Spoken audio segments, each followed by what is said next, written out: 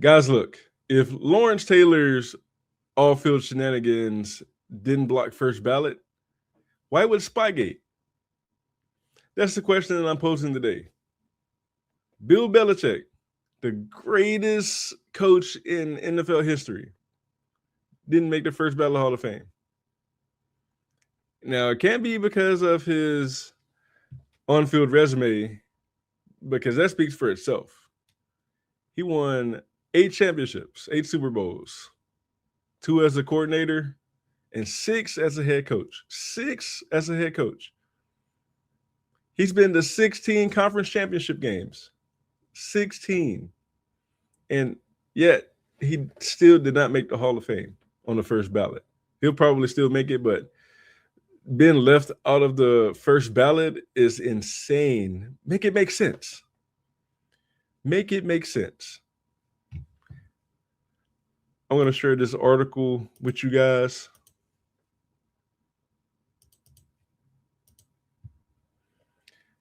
The most winning coach in Super Bowl history fell short of the 40 out of 50 votes needed for induction to the Pro Football Hall of Fame. That's insane. Make that make sense. All right. He was puzzled and disappointed. I would be too.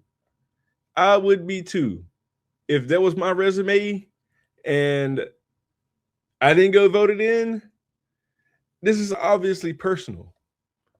I want to know who those 50 voters are. Obviously, it's some people in the New England media and media around the world that he didn't have the best relationship with. Everybody knows in his posts, in his conferences, in his meetings with the media, he's pretty frank and bland. He's pretty bland. Obviously, it was politics.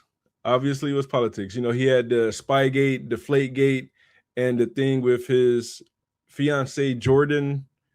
I can't remember her last name, but she's with him now at UNC.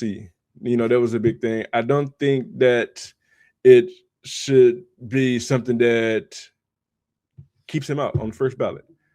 That is insane. Make it make sense. Look at this. He's second in career victories to only Don Shula. 14 behind Don Shula. He'd break it if he had 2 more years. One more year in the NFL. He was a finalist with Rob Kraft, the owner of the Patriots.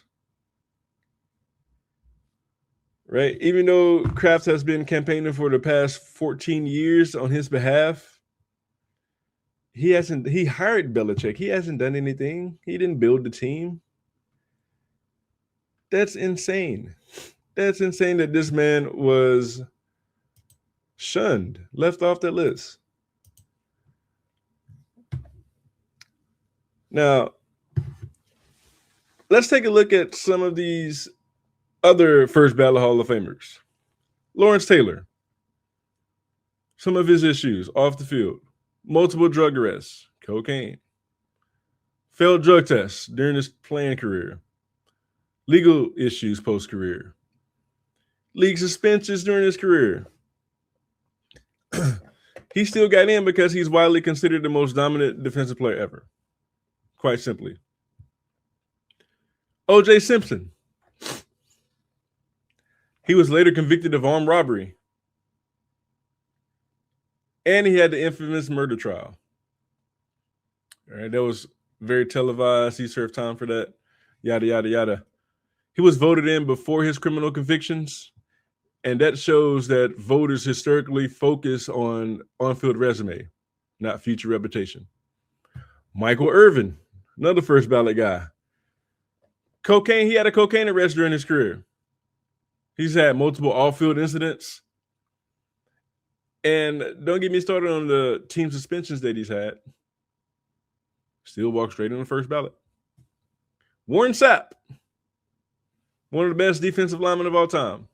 Multiple arrests, domestic incidents, solicitation, post-career legal problems. I think he's coaching with Dion now. No delay, no character clause. Straight to the first ballot. Randy Moss. I'm a little biased with Randy because he's one of my favorite receivers of all time. His issues, he had drug issues in college. His draft stock because of that, because of his character concerns. Fine, heavy NFL career, he's found a bunch. Never forget when he scored a touchdown and did the moon celebration. That was pretty funny. He didn't get punished for that, retroactively by the voters. Ray Lewis. Bro was involved in a murder investigation during his career. He was involved in a murder investigation. He ended up pleading guilty to obstruction of justice. Still first ballot, despite massive public debate. Jim Brown, first ballot 1971. Repeated allegations of domestic violence. He's had multiple arrests post-career. And he's often cited as one of the greatest players ever, regardless of his behavior. Easy first ballot. Walk into it. The list goes on, guys. The Hall of Fame has never been a morality contest. It's an on-field resume, football resume contest. Belichick has no criminal record, no personal scandals outside of, the thing with Jordan. And that's not huge. It's just a man enjoying his life. There's no team-wide rule violations that other franchises were also penalized for. And again, he's the architect of the greatest dynasty in modern NFL history. If players with arrests, criminal convictions, suspensions, or first ballot locks, keeping Belichick out on the first try is unprecedented. And it's very personal. Guys, I'm Devon with Terrible Takes, and that's my Terrible Take. Peace.